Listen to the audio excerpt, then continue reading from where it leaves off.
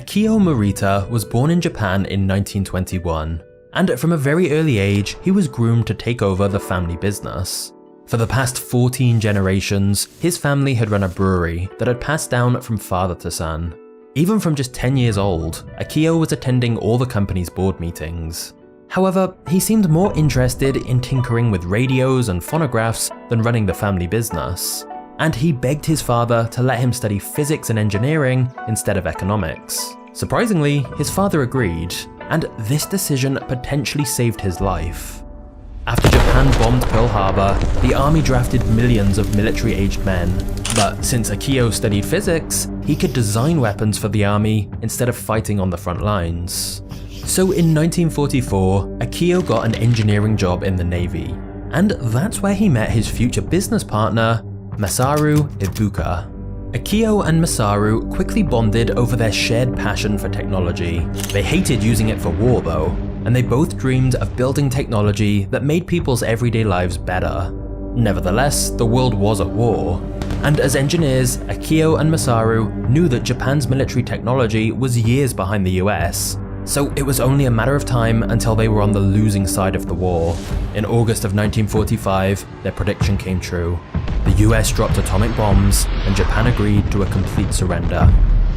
Akio and Masaru's jobs at the Navy suddenly disappeared, and for now, they went their separate ways. Akio began teaching at a university, whilst Masaru decided to start his own small company. At this point though, Japan was one of the worst places in the world to be starting a business. Most major cities had been firebombed to ruins. Almost half of the people had nowhere to live, and the homeless froze to death on winter nights. The police were also nowhere to be found, and there were no legitimate jobs.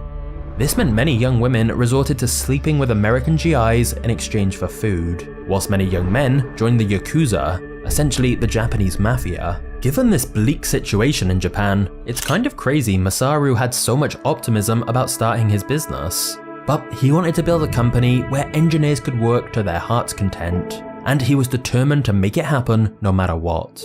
And so Masaru began working on his first product, an electric rice cooker. However, the rice cooker either drastically undercooked the rice or burnt it to a crisp, and so the product failed horribly.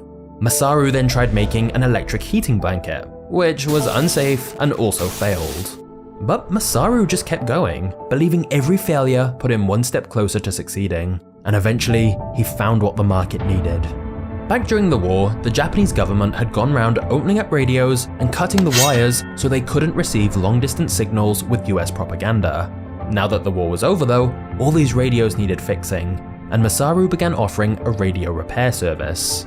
This let people listen to foreign news and music, and as a result, Masaru's business was featured in one of Japan's largest magazines.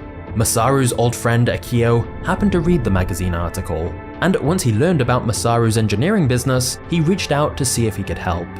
Akio and Masaru soon decided they wanted to set up a company together where they'd work on developing new products.